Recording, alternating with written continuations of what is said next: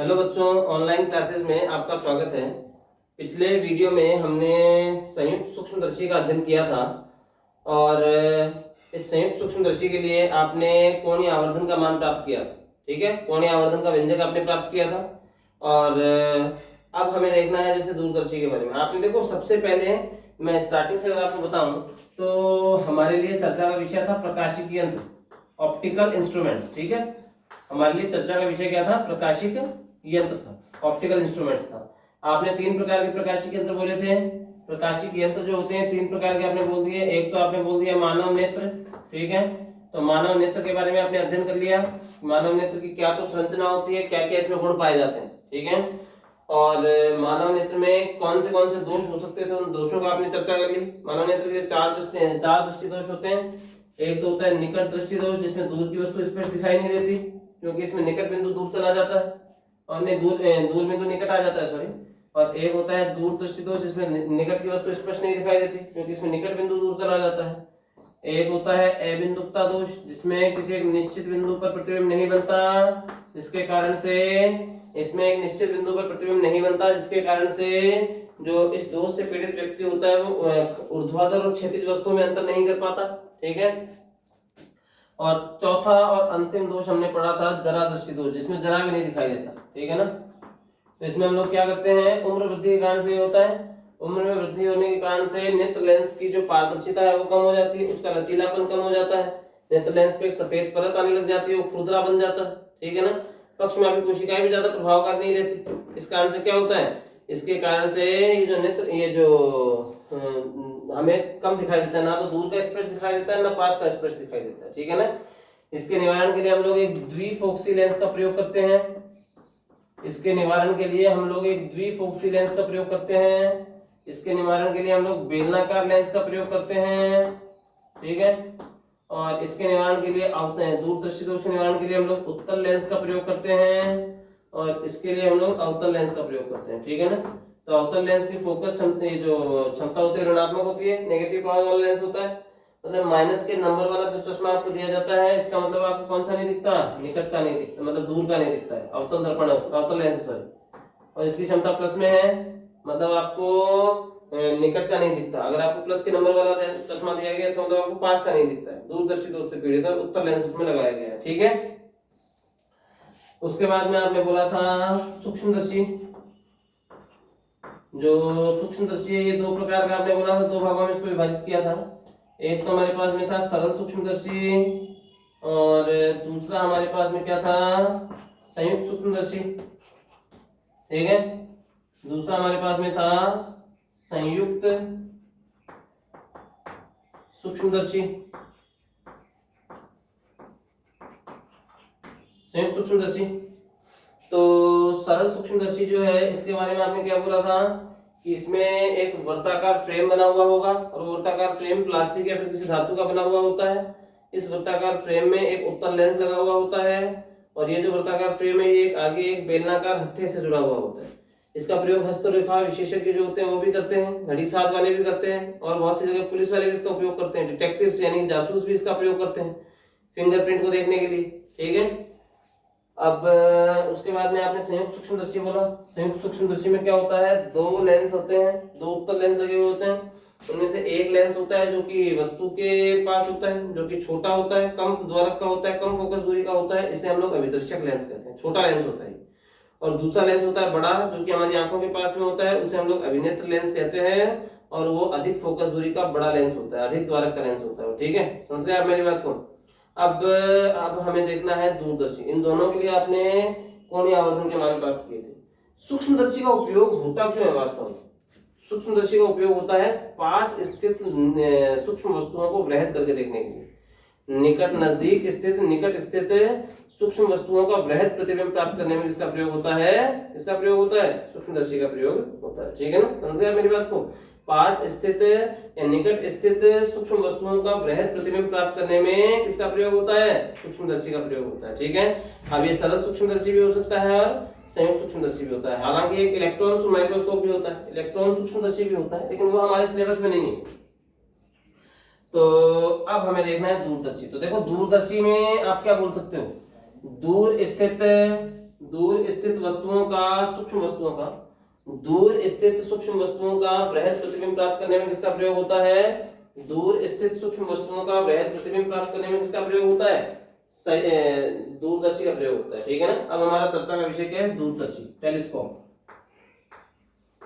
दूरदर्शी देखिए, टेलीस्कोप हो गए। तो इसमें आपने बोल दिया दूर स्थित सूक्ष्म वस्तुओं का वृहद प्रतिबिंब प्राप्त करने में किसका प्रयोग होता है? दूरदर्शी का प्रयोग होता है। और दूरदर्शी दो प्रकार का होता है। दूरदर्शी दो प्रकार का होता है। पहला तो हो गया हमारे पास में अपवर्ती दूरदर्शी। तो ये आ गया हमारे पास में अपवर्ती दूरदर्शी। और दूसरा होता है हमारे पास में परावर्ती दूरदर्शी। ठीक है, दूसरा हो गया परावर्ती दूरदर्शी। और अपवर्ती दूरदर्शी जो है, नाम से पता चल रहा है, अपवर्ती दूरदर्शी जो है इसमें क्या होगा? अपवर्तन पे आधारित हो गई, इसमें अपवर्तन होगा। और अपवर्तन होता है इसका मतलब क्या हो गया? इसमें अपवर्तन होता है इसका मतलब क्या हो गया? ये जो अपवर्ती दूरदर्शी इसमें अपवर्तन होता है, मतलब इस समय हम किसका प्रयोग करते हैं? लेंस का प्रयोग करते हैं। कौन से लेंस का? उत्तल लेंस का प्रयोग करते हैं। ठीक है ना। कौन सा लेंस? उत्तल लेंस का प्रयोग करते हैं। ठीक है। ये परावर्ती दूरदर्शी मतलब इसमें क्या होता है? परावर्तन होता है। तो इसमें हम किसका प्रयोग करते हैं? दर्पण का प्रयोग करते हैं। और इसमें दोनों ही दर्पणों का प्रयोग होता है। अवतल दर्पण का भी प्रयोग होता है और उत्तल दर्पण का भी प्रयोग होता है। ठीक है ना। अवतल और उत्तल दोनों प्रकार के दर्पणों का प्रयोग होता है। ठीक है। अब हम लोग देखें इसमें, हमें देखना है अपवर्ती दूरदर्शी के बारे में। ठीक है ना। देखो दूरदर्शी में आपने क्या बोला? दूरदर्शी में हमने बोला कि दूर स्थित सूक्ष्म वस्तुओं का वृहद प्रतिबिंब प्राप्त करने के लिए दूरदर्शी का प्रयोग किया जाता है। ठीक है। और सूक्ष्मदर्शी में हमने बोला था निकट स्थित सूक्ष्म वस्तुओं का वृहद प्रतिबिंब प्राप्त करने के लिए सूक्ष्मदर्शी का प्रयोग करते हैं। मतलब सूक्ष्मदर्शी और दूरदर्शी एक दूसरे के उल्टे हो गए। सूक्ष्मदर्शी से पास की वस्तु का बड़ा प्रतिबिंब दिखता है और दूरदर्शी से दूर की वस्तु का बड़ा प्रतिबिंब दिखता है। उल्टे हो गए ना। तो उल्टा है तो इसमें अरेंजमेंट जो आपको व्यवस्थाएं करनी होगी उल्टी करनी पड़ेंगी, है ना। आपको जो व्यवस्थाएं करनी होगी वो भी उल्टी करनी पड़ेगी। तो इसका मतलब ये है, सूक्ष्मदर्शी में आपने क्या बोला था? वस्तु के पास वाला लेंस छोटा था और आंखों के पास वाला लेंस बड़ा था। दूरदर्शी में उल्टा कर देंगे। इसमें वस्तु के पास वाला लेंस बड़ा होगा और आंखों के पास वाला लेंस छोटा हो जाएगा। समझ रहे हैं आप मेरी बात को? वस्तु के पास वाला लेंस बड़ा और आंखों के पास वाला लेंस छोटा हो जाएगा। ठीक है, समझ गए आप मेरी बात को?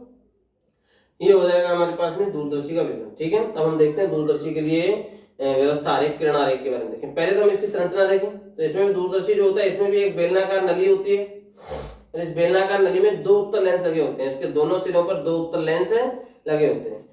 इसमें किसी धातु की बनी हुई एक बेलनाकार नली होती है। इसमें किसी धातु की बनी हुई एक बेलनाकार नली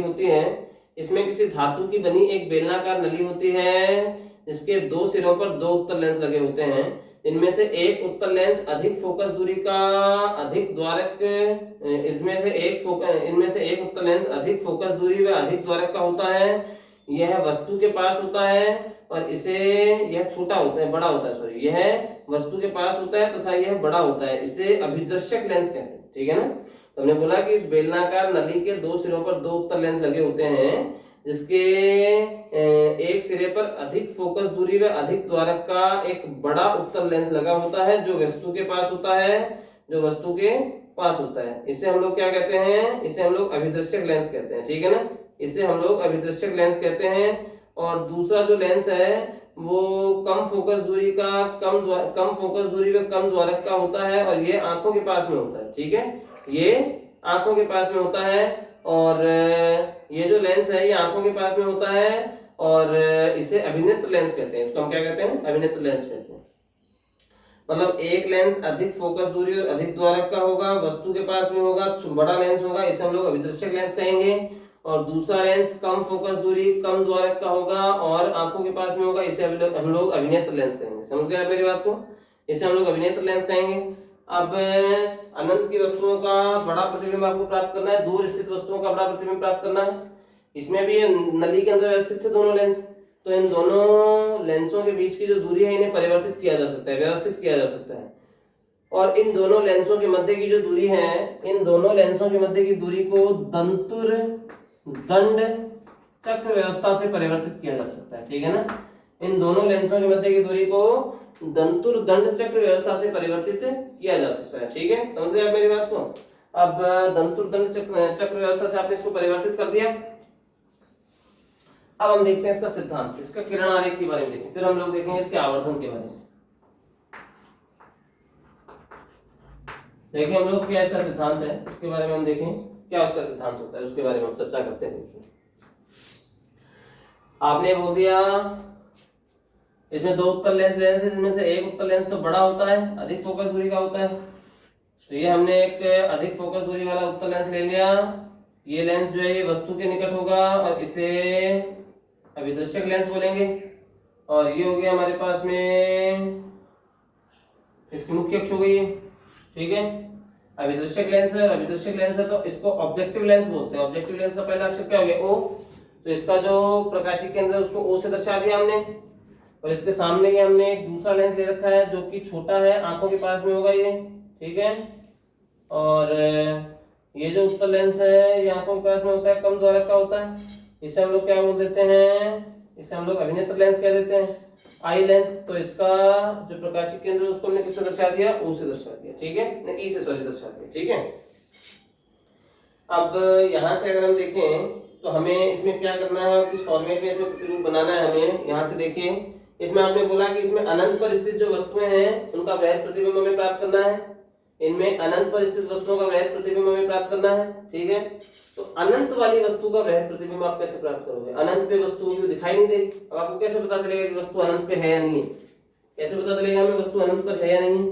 तो इसके लिए हम लोग क्या करते हैं, अनंत से आने वाली जो किरणें हैं वो आपस में समांतर होंगी, और ऐसे ही अनंत की ओर जाने वाली जो किरणें हैं वो भी आपस में समांतर होंगी। समझ गए आप मेरी बात को। ऐसे ही अनंत की ओर जाने वाली जो किरणें हैं वो भी आपस में समांतर हो जाएंगी। समझ गए आप मेरी बात को। तो देखिए यहाँ से तो ये हमारे पास में प्रकाशिक केंद्र से एक प्रकाश की किरण जा रही है, और प्रकाशिक केंद्र से अगर प्रकाश की किरण जाती है तो वो बिना किसी विचलन के सीधी गुजर जाती है, ठीक है। प्रकाशिक केंद्र से जाने वाली जो प्रकाश की किरण है वो बिना किसी विचलन के सीधी गुजर जाती है।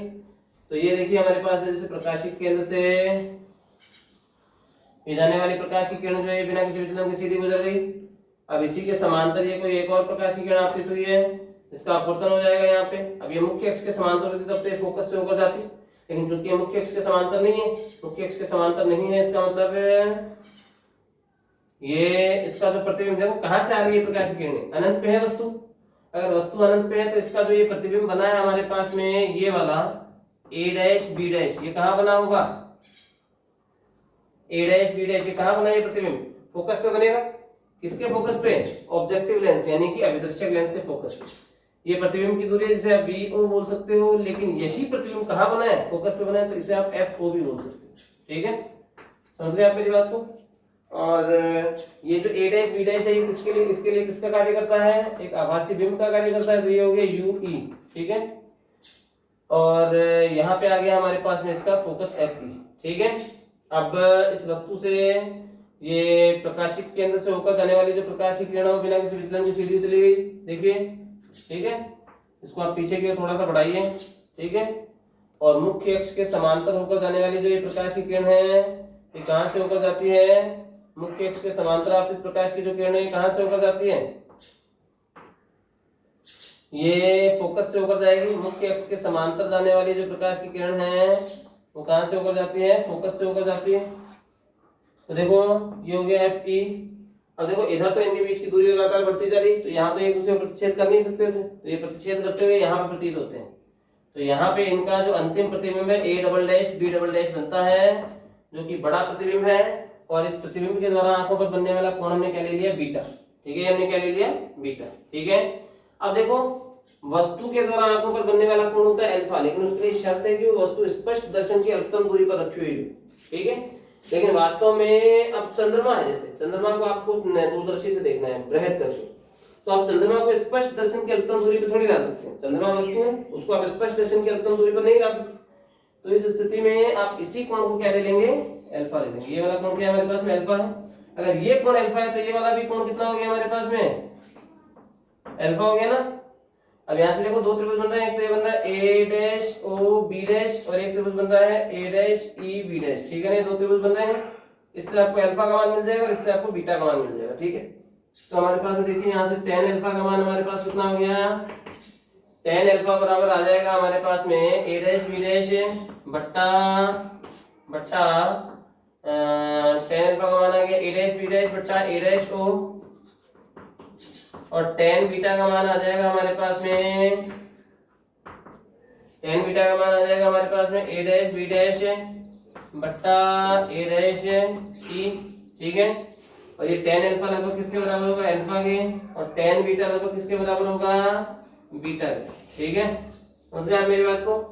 तो अब यहाँ से अगर हम देखें तो m बराबर हमारे पास में क्या होता है, बीटा अपॉन अल्फा। तो यहाँ से आ गया हमारे पास में a डैश b डैश बट्टा a डैश e, और बट्टा वाले अल्फा का मान आ गया हमारे पास में a डैश b डैश बट्टा a डैश o। तो यहाँ से a डैश b डैश से a dash b dash cancel हो गया, तो m बराबर आ जाएगा a डैश o बट्टा a डैश e। तो यहाँ से a डैश o का मान हमारे पास में a डैश o, ये क्या है, vo बोल दो या fo बोल दो, एक ही बात है। तो ये प्लस में है राइट साइड में, इसलिए तो ये हो गया fo बट्टा a डैश e। ये क्या है हमारे पास में, वस्तु की दूरी, और वस्तु की दूरी माइनस में आती है, तो माइनस में आ गया हमारे पास में u e। ठीक है, तो हमारे पास में इसके लिए आ जाएगा माइनस में fo upon u e, minus में fo अपॉन u e आ गया इसके लिए हमारे पास में। ठीक है ना, ये तो होगी इसकी स्थिति, इसके लिए आवर्धन का मान। अब मान लीजिए आपने बोल दिया कि अंतिम प्रतिबिंब जो है वो अनंत पर बनता है, यदि इसमें कुछ स्थितियां हैं उनके बारे में हम देखें। यदि अंतिम प्रतिबिंब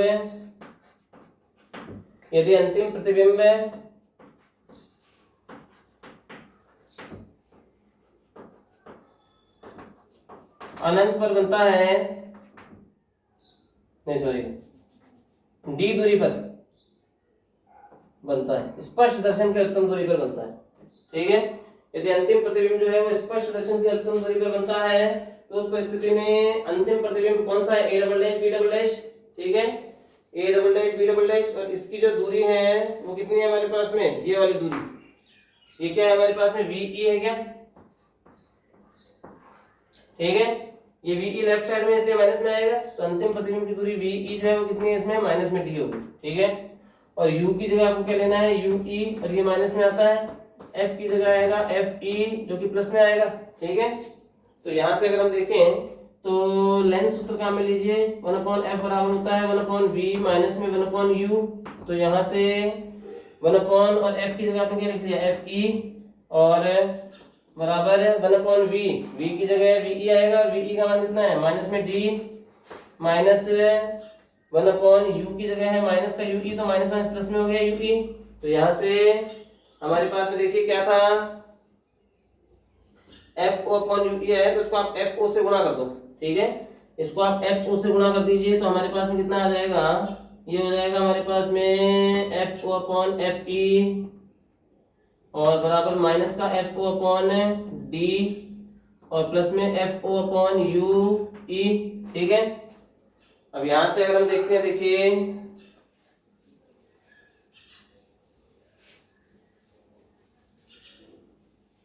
अब यहां से अगर हम देखें, देखिए इसको आप इधर ले आइए, तो FO/UE का जो मान है ये हमारे पास देखिए क्या आ जाएगा, यहाँ पे पहले से क्या है FO/FE,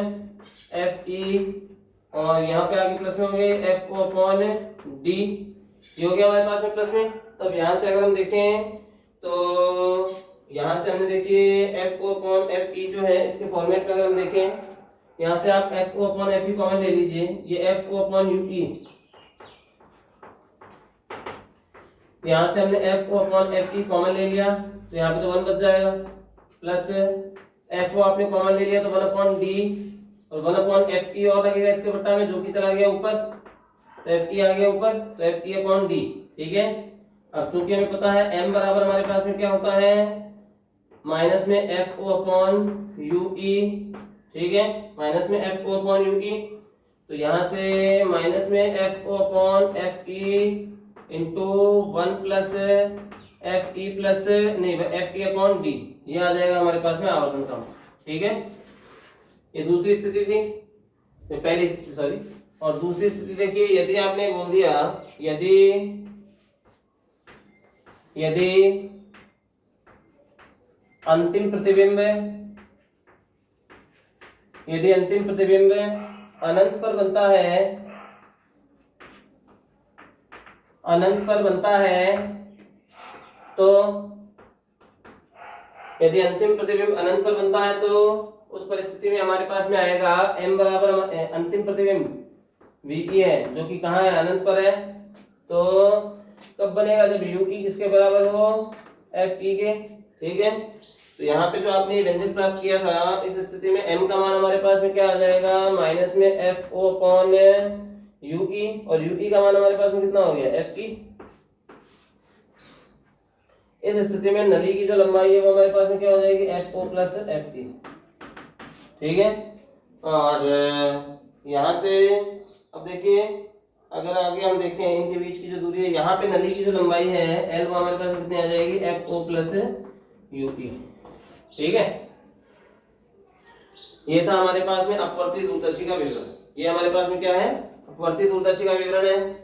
और आगे देखें हम लोग इसमें, तो देखिए क्या होगा, अभी अपवर्ती दूरदर्शी हो गया। अब इसमें आपने दूसरी स्थिति में क्या बोला, जब अंतिम प्रतिबिंब अनंत पर बनता है। तो अनंत पे बना के देखें हम लोग अंतिम प्रतिबिंब को, अंतिम प्रतिबिंब जो है उसे हम अनंत पर बना कर देखें तो कैसे प्राप्त होगा। ये देखिए हमारे पास में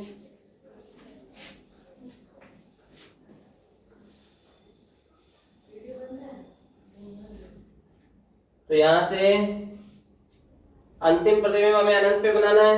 तो देखते हैं अनंत पे प्रतिबिंब बनता है या कैसे बनता है। ये हो गया हमारे पास में अभिदृश्यक लेंस जो कि बड़ा है और अधिक त्वरक का है, और ये हो गया इसकी मुख्य अक्ष, और ये हो गया हमारे पास में अभिनेत्र लेंस जो कि कम त्वरक का है। ठीक है, इसका प्रकाशिक केंद्र हो गया E और इसका प्रकाशिक केंद्र हो गया O, सॉरी। तो इससे प्रकाशिक केंद्र से होकर जाने वाली है जो प्रकाश की किरणें बिना किसी विवरण के सीधी गुजर गई। ठीक है, और ये इसके समांतर एक और किरण आपतित हो रही है, इसका अपवर्तन हो जाएगा और अंतिम जो प्रतिबिंब है वो हमें कहाँ बन जाएगा, कहाँ मिल जाएगा, अंतिम प्रतिबिंब ये देखिए रहा, ये प्रतिबिंब बन गया यहाँ पे A डैश है, B डैश, और ये किस दूरी पर बनता है प्रतिबिंब, अनंत से आने वाले प्रकाश के लिए F पर बनेगा, FO बोल दो या फिर VO बोल दो, एक ही बात है। और ये इसके लिए वस्तु का कार्य करेगा, UE हो गया। अब इससे ये मुख्य अक्ष के समांतर कोई प्रकाश की किरण आपतित हो रही है, ये प्रकाशिक केंद्र से होकर जाने वाली प्रकाश की किरण है। ठीक है, तो इसको आप ऐसे बढ़ा दीजिए पीछे। ठीक है, और यहाँ से भी ये प्रकाशिक केंद्र से इसके समांतर ये प्रकाश की किरण जाएगी।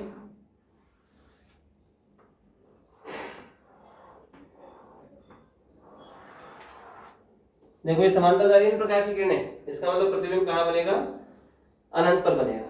ठीक है, बड़ा प्रतिबिंब मिल जाएगा तो हमारा ये काम हो जाएगा। ठीक है ना, ये जो अपवर्ती दूरदर्शी है, अपवर्ती दूरदर्शी जो है इसे कैसे ग्रेन दूरदर्शी भी कहते हैं,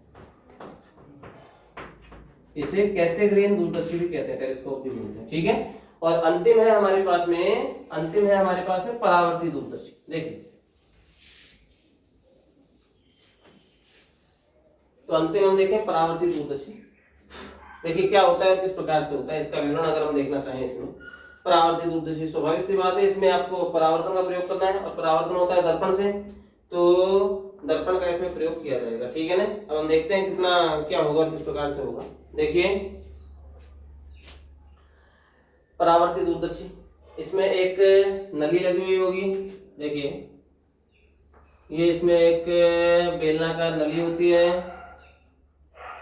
ठीक है, और इस बेलनाकार नली में यहाँ पे हमारे पास में एक अवतल दर्पण लगा हुआ है, इसमें यहाँ पे एक अवतल दर्पण लगा हुआ है। ठीक है, और ये आगे एक और नली लगी हुई है, और इस नली में यहाँ पे आपने लगा रखा है एक उत्तल दर्पण। ठीक है, यहाँ पे उत्तल दर्पण लगा रखा है। देखो आपने दोनों ही दर्पणों का प्रयोग कर लिया, इसमें अवतल का और उत्तल का दोनों का प्रयोग कर लिया। ठीक है, समझे आपने मेरी बात, अवतल और उत्तल दोनों का ही प्रयोग कर लिया हमने इसमें। अब ये जो दर्पण है ये द्वितीयक दर्पण है।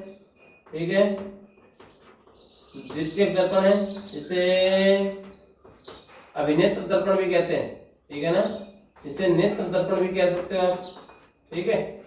और ये अभिदृश्यक दर्पण हो जाएगा, प्राथमिक दर्पण होता है जो कि अभिदृश्यक दर्पण है। कौन सा है? अभिदृश्यक दर्पण, ठीक है। और यहां से हम लोग देख रहे हैं, ठीक है। तो यहां से हमारे पास में हो जाएगा